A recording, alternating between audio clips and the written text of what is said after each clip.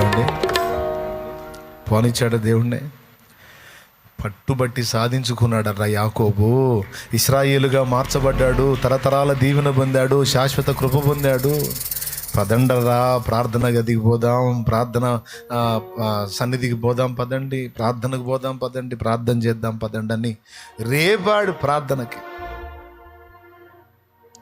యేసయ్య మీద 2 చరణాలు రాశాడు.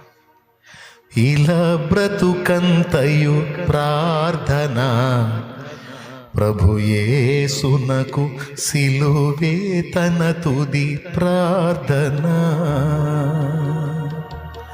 సిలువ మీద కూడా ప్రార్థనే చేశాడు కదా రా అంటున్నాడు చూడండి.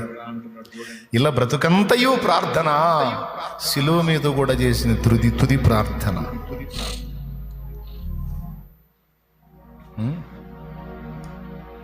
ఇలా బ్రతుకంతయు ప్రార్థన. ఏమంటే మీకేమైనా బోరుగా ఉందా? మీకేమైనా ఇబ్బందిగా ఉందా? ఇబ్బందిగా ఉంటే మానేస్తా చెప్పడం. కానీ ఇది వినాలి, మీ హృదయంలో ప్రార్థన కొరకు ఆసక్తి రేగాలి. ప్రార్థన విషయంలో చల్లారిపోయిన మీ మంట తిరిగి ప్రజ్వలించాలి. దేవుని పాదముల చెంతకు పరుగులెత్తాలి. పడిపోయిన నీ ప్రార్థన బలిపీఠం మళ్ళా కట్టబడాలి. దేవుని పాదములను సంధించాలి. నువ్వు హన్నా వలె, దావీదు వలె, యాకోబు వలె, పౌలు వలె, ప్రభు అయిన యేసు వలె.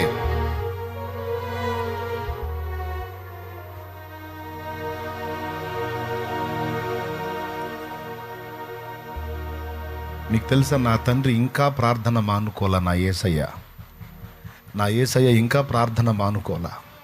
తండ్రి కుడి పార్శ్వం నుండి ఈ రోజు కూడా మన కోసం ఆయన విజ్ఞాపన చేస్తానే ఉన్నాడు.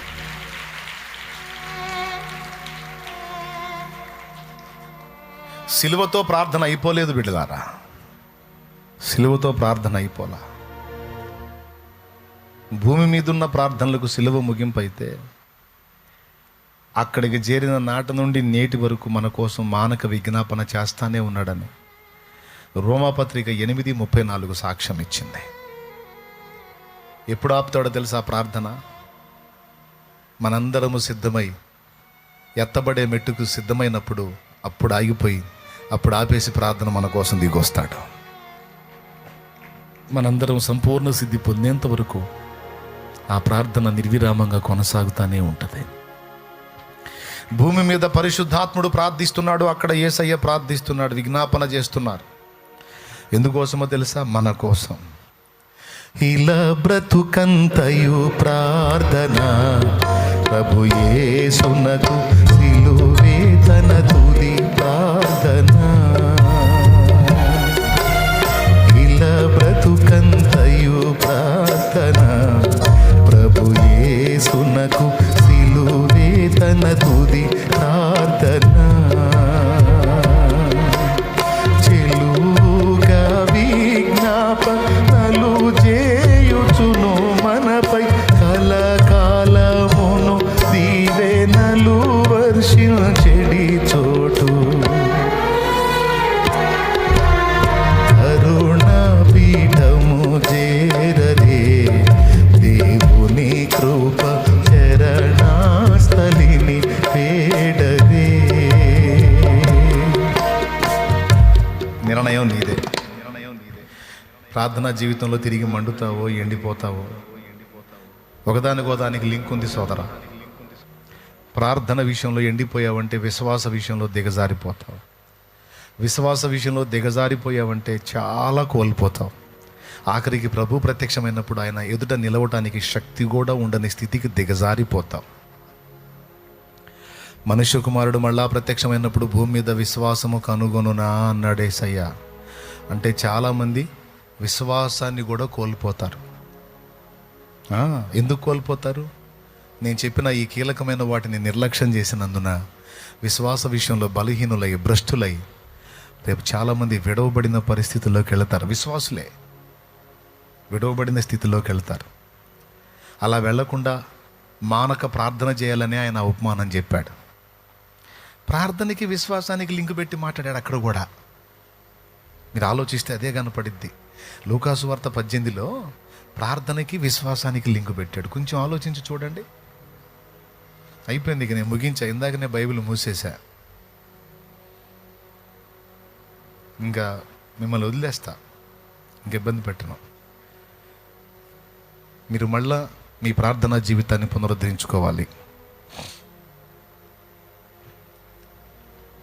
మళ్ళా మండాలి, దేవునికి దగ్గర అవ్వాలి, ఏకాంత ప్రార్థన అనుభవాలు తిరిగి పునరుద్ధరించుకోవాలి. నునుపెక్కిన మోకాళ్ళు మళ్ళా నలుపెక్కాలి. ఎస్ ఎస్ ఎస్ ఎస్ నునుపెక్కిన మోకాళ్ళు మళ్ళా నలుపెక్కాలి. కాయలు గాయాలి, కాయలు గాయాలి, రాటు తేలాలి. మన గుర్తులవేనరా దేవుని బిడ్డలారా, మన గుర్తులవే. నలుపెక్కిన మోకాళ్ళు మన గుర్తులు, నలుపెక్కిన మోచేతులు మన గుర్తులు.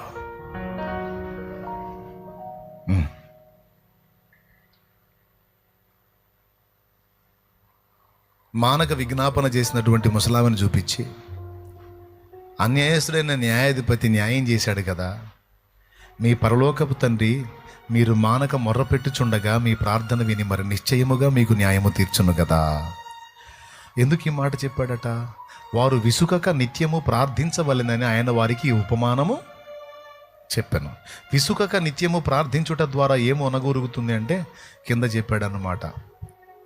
అలా మీరు లైన్లో ఉంటే విశ్వాసం లైన్లో ఉంటుంది. విశ్వాసం లైన్లో ఉంటే నేను వచ్చినప్పుడు మీరు నా ముందు నిలబడటానికి శక్తివంతులవుతారు, నాతో వస్తారు. విశ్వాసం అనే దీపం ఆరిపోయిందనుకో, అన్నీ కోల్పోతాం, రక్షణ కూడా కోల్పోతాం. అందుకే నా యేసై చెప్పాడు, మీ దీపములు వెలుగుచుండనీయుడి అని. పౌలన్న ఏమన్నాడు? మంచి పోరాటం పోరాడి తిని నా పరుగు కడముట్టించి తిని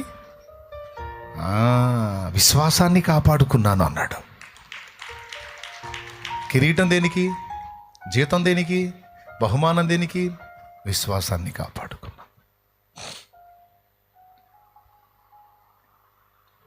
ఏమన్నా అర్థమైందని నేను చెప్పింది? ఎంతమందికి అర్థమైంది? నిజంగా అర్థమైందా?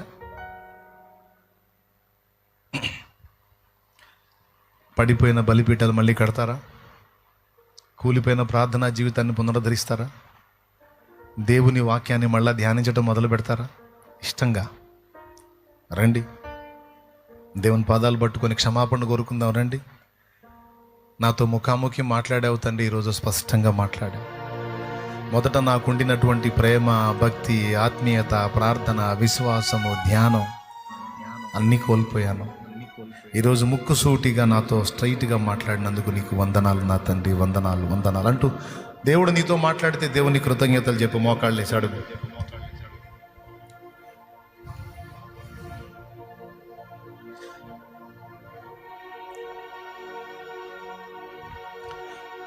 దేవుడు నీతో మాట్లాడితే దేవుని పాదాలు పట్టుకొని కృతజ్ఞతలు చెప్పు, క్షమాపణ కోరుకో.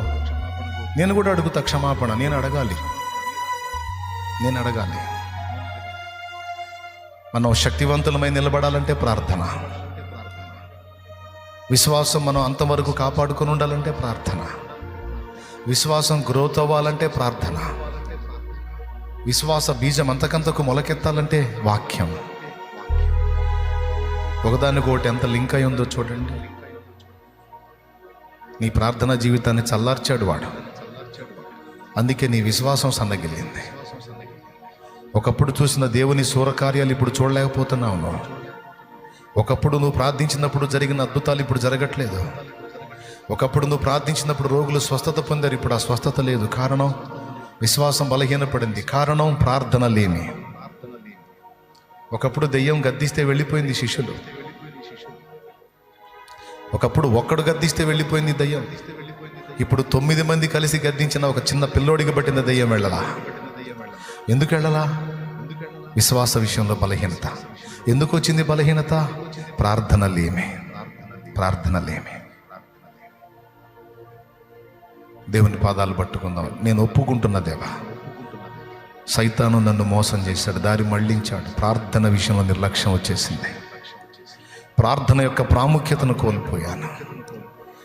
ప్రార్థనను నిర్లక్ష్యం చేశాను. ప్రార్థనా జీవితంలో చాలా చల్లారాను. నేను క్షమాపణ అడుగుతున్నాను. నన్ను మళ్ళీ ఒక్కసారి దర్శించినందుకు నీకు వందనాలు, వెలిగించినందుకు నీకు స్తోత్రాలు. ఎంత లోపం జరుగుతుందో, ఎంత పొరపాటు జరుగుతుందో, పాపం ఎందుకు నన్ను గెలుస్తుందో నాకు ఇప్పుడు అర్థమైంది. పాపం ఎందుకు నన్ను జయిస్తుందో నాకు ఇప్పుడు అర్థమైంది. ఆత్మీయతలో ఎందుకు చల్లారిపోయానో నాకు ఇప్పుడు అర్థమైంది. నేను సరి చేసుకుంటా దేవా. ఈరోజు నేను తీర్మానం చేసుకున్నా, సరి చేసుకుంటా దేవా. నేను సరి చేసుకుంటా. నన్ను బలపరచు, నీ దగ్గరకు ఆకర్షించు. సంతోషం వచ్చినా నీ పాదాల దగ్గరికే వస్తా, దుఃఖం వచ్చినా నీ పాదాల దగ్గరికే వస్తా. సంతోషమా దుఃఖమా కాదు, నాకు నువ్వు ముఖ్యము, నువ్వే కేంద్రంగా నడుస్తా ప్రభువా. నన్ను బలపరచు. కూలిపోయినటువంటి నా బలిపీఠం, ప్రార్థనా బలిపీఠం తిరిగి పునర్నిర్మించగల శక్తి నాకు ఇవ్వు. బలిపీఠపు దారిద్ర్యం తొలగించు ప్రభువా. ప్రార్థన లేమి నాకు దూరమైపోవాలి ప్రభువా. తిరిగి నాలో ప్రార్థన జ్వాల మండాలి. ఎడతెగక ప్రార్థన ప్రార్థన ప్రార్థన ప్రార్థన ప్రార్థన ప్రార్థన ప్రార్థన. నేను విసర్జించిన ఏకాంత ప్రార్థన అనుభవాలు తిరిగి లైన్లో నీకు తెచ్చుకోవాలి ప్రభువా. నన్ను క్షమించు తండ్రి, నన్ను మన్నించు తండ్రి, నన్ను మన్నించు. అందరము ప్రార్థన చేద్దాం. ప్రేమగల పరిశుద్ధ తండ్రి నీకు వందనాలు. ఇక్కడ ఉన్నవారు, లైవ్ ద్వారా ఈ మాటలు విన్నవారు ఎంతమంది ప్రార్థన విషయంలో సరిచేయబడ్డారో, హెచ్చరించబడ్డారో, పురికొల్పబడ్డారో, ప్రోత్సహించబడ్డారో, వాటి విలువలను గుర్తించారో నాయన. ఒక పక్క చూస్తుంటే ప్రకృతి వైపరీత్యాలతో, సమాజము ఘోరమైన పాపాలతో, వెచ్చలవిడి విశృంఖలత్వంతో, పరిశుద్ధుల హింసలతో ఒక పక్కన ఘోరమైన స్థితిలో కనపడుతుంది. మరో పక్కన పరిశుద్ధుల్లో భక్తి తరిగిపోతుంది, ఆత్మీయత తరిగిపోతుంది, ప్రార్థన తరిగిపోతుంది, వాక్యం తరిగిపోతుంది, మోకాళ్ళ అనుభవం తరిగిపోతుంది, భక్తిహీనత ప్రవేశించింది. ఇవన్నీ చూస్తూ ఉంటే అర్థమవుతుంది ప్రభు రాకడ సమీపమై ఉందని. అయ్యా, నాలో విశ్వాసము చల్లారిపోకుండానట్లు నా ప్రార్థనా జ్యోతిని వెలిగించు అని నీ బిడ్డలు అడుగుచుండగా, మేము అడుగుచుండగా తిరిగి మాలో ఆ ప్రార్థన ఆశను పుట్టించు ప్రభు. మా ప్రార్థనా జీవితము, వాక్య ధ్యానపు జీవితం సమస్యలను, ఆనందాన్ని ఆధారం చేసుకోకుండా నిన్ను ఆధారం చేసుకొని ఉండటానికి సహాయము చేయి. విన్న మాటలు దుష్టుడు ఎత్తుకొని పోకుండా మా బిడ్డల హృదయాలలో ముద్ర ముద్ర ముద్ర వేయండి. మా హృదయంలో కూడా, నా హృదయంలో కూడా ముద్ర వేయండి. లైవ్లో వీక్షించే వారి హృదయంలో కూడా ముద్ర ముద్ర ముద్ర వేయి. బిడ్డలందరి గుండెల్లో ముద్ర వేయి ప్రభా. ఈ మాటలు 4 రోజుల్లో మళ్ళా మర్చిపోయి, మళ్ళా ప్రార్థన జీవితంలో రొటీన్ అయిపోయి నిర్లక్ష్యం చేసే దరిద్ర గొట్టు స్థితికి మళ్ళీ ఒకసారి దిగజారకూడదు. ఈ విషయాలు పదే పదే పదే పదే విని జాగ్రత్త చేసుకొని నీ రాకడ వరకు మా దీపములు మండుచు ప్రకాశించున్నట్లుగా మమ్మల్ని అందరినీ ఉద్ధరించమని యేసు నామములో వేడుచున్నాము తండ్రి. మన తండ్రి అయిన దేవుని ప్రేమ, ఆయన ప్రియ కుమారుడు, మనందరి ప్రాణ ప్రియుడైన యేసయ్య శాశ్వత నిత్య కృప, పరిశుద్ధాత్మతోడి మనోహర దివ్య సహవాసం, సమాధానం సమకూడిన మనకు సకల పరిశుద్ధులకు సార్వత్రిక సంఘమంతటికి సదాతోడే మనందరూ నిత్యత్వంలో చేరు పర్యంతం మనల్ని నడిపించును గాక. మన చేతనుంచబడిన నూనె ఆయన శక్తితో నింపి రోగులకు అది వ్రాసి ప్రార్థించడం ద్వారా స్వస్థత చేకూర్చును గాక. ఎంతమంది ఎన్ని రకాల శ్రమల్లో, శోధనలో, బాధల్లో, వేదనలో, ఇరుకుల్లో, ఇబ్బందుల్లో, అప్పుల్లో, ఆవేదనలో ఉన్నారో ఆ పరిస్థితులన్నింటిలో నుంచి బిడ్డలు యేసు నామములో విడుదల పొందుదురు గాక. ఎవరికి అది అవసరమో వారికి ఉంచగలవు, ఎవరికి అవసరం లేదో వారికి తీసివేయగలవు. సమస్తము నీ చిత్తమునకు, నీ చేతికి అప్పగించుకుంటూ బిడ్డలందరినీ మీ దయకి అప్పగించుకుంటూ ఈ మాటలు మళ్ళా మళ్ళా మా చెవుల్లో మారుమ్రోగేటట్టు చేయము. యేసు నామములో వేడుచున్నాము తండ్రి, ఆమేన్. ప్రభేసు రక్తమునకు జయ, ప్రభేసు రక్తమునకు జయ, ప్రభేసు నామమునకు సంపూర్ణ విజయం కలుగును గాక. ఆమేన్. హల్లెలూయా. ఒకసారి చెప్పండి, విశ్వాసానికి మూలమేది? పెద్దగా ప్రార్థన. నాకు తెలుసు ఖచ్చితంగా మీరు ప్రార్థన అంటారని. విశ్వాసానికి మూలము వాక్యం బిడ్డ. విశ్వాసాన్ని అభివృద్ధి చేసేది అది కదా. మరి ఇందాక మిస్ అయ్యారేంది అంటే ఇంత జ్ఞాపకం పెట్టుకున్నారన్నమాట విన్న అంశాన్ని.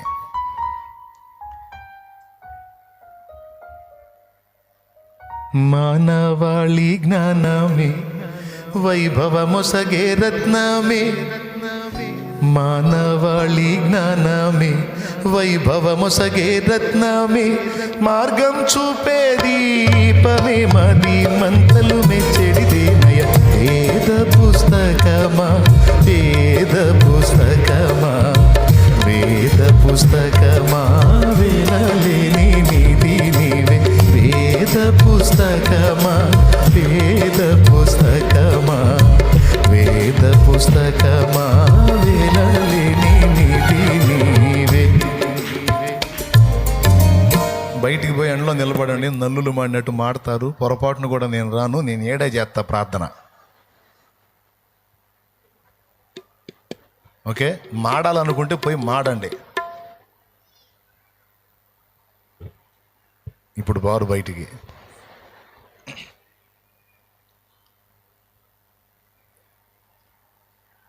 విశ్వాసం మూలం ఏది?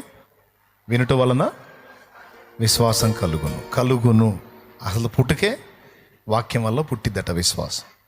వాక్యం వినటం, చదవటం, ధ్యానించటం వల్ల విశ్వాసం పుడుతుంది. విశ్వాసం మూలం. ప్రశాంతంగా దేవునితో గడపండి మనసు ఉంటే. లేదు ఇంటికాడ ఏదన్నా హడావుళ్ళు ఉంటే వెళ్ళండి, నేను కాదన్ను. అంత హడావుళ్ళు ఏమి లేవంటే కాసేపు మనసారా కూర్చొని దేవునితో మాట్లాడుకొని వెళ్ళు. ఓకే,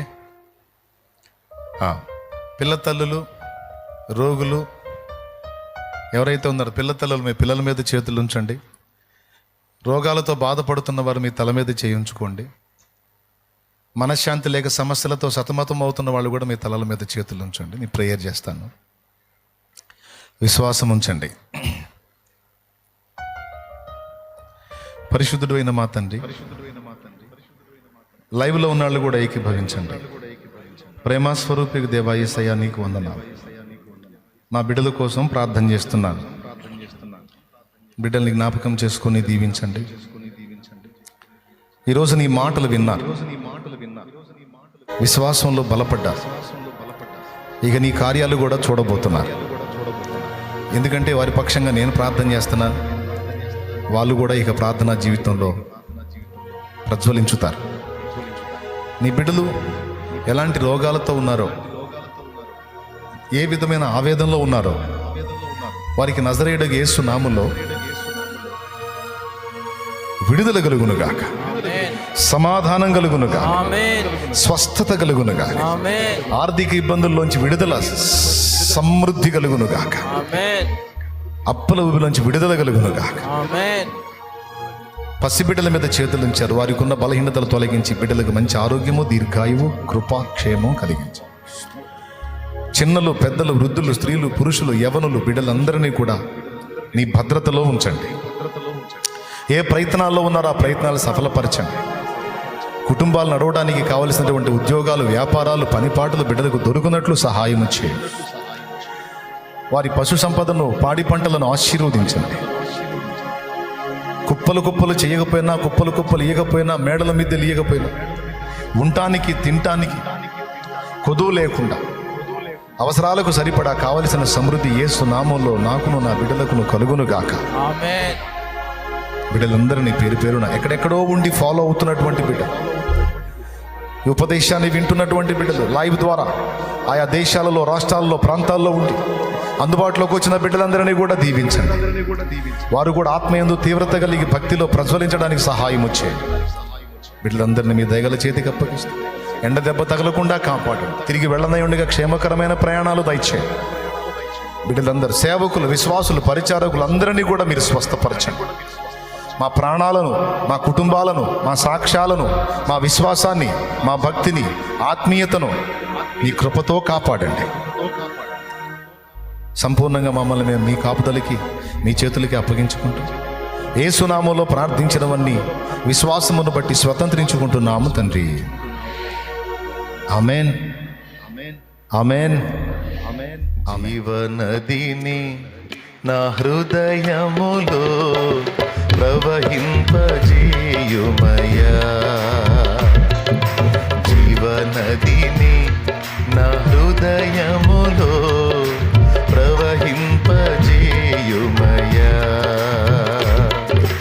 శరీర క్రియలన్నీయు నాలో నశింపజేయుమయా, శరీర క్రియల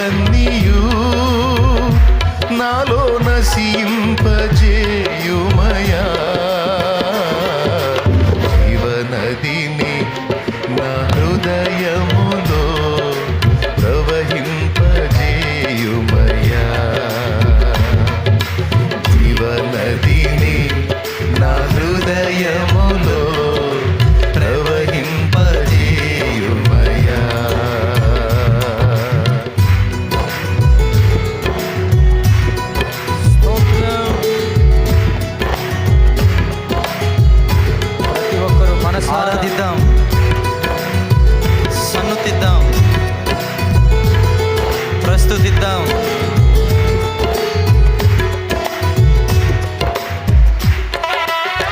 పరిశుద్ధాత్మ దేవా, జీవనదిని నాలో ప్రవహింప చేయి తండ్రి. నీ ఆత్మతో నన్ను నింపు అంటూ ప్రతి ఒక్కరూ అడుగుదాం.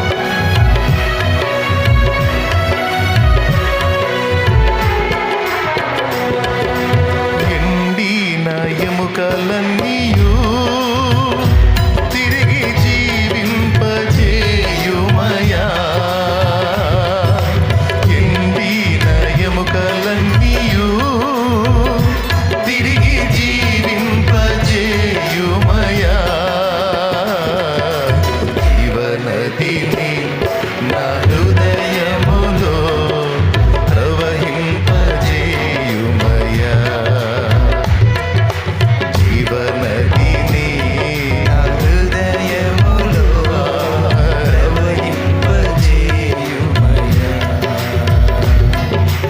ఆత్మీయ వరములతో నన్ను అభిషేకం చేయుమయా. ఆత్మీయ వరములతో నన్ను అభిషేకం చేయుమయా. జీవనదిని నా హృదయములో ప్రవహింపజేయుమయా. జీవనదిని నా హృదయములో ప్రవహింపజేయుమయా. నీ జీవ మార్గములో నన్ను పయనింపజేయుమయా. నీ జీవ మార్గములో నన్ను పయనింపజేయుమయా. జీవనదిని నా హృదయములో ప్రవహింపజేయుమయా. జీవనదిని నా హృదయములో ప్రవహింపజేయుమయా. పరిశుద్ధ అగ్నితో నన్ను మండింపజేయుమయా. పరిశుద్ధ అగ్నితో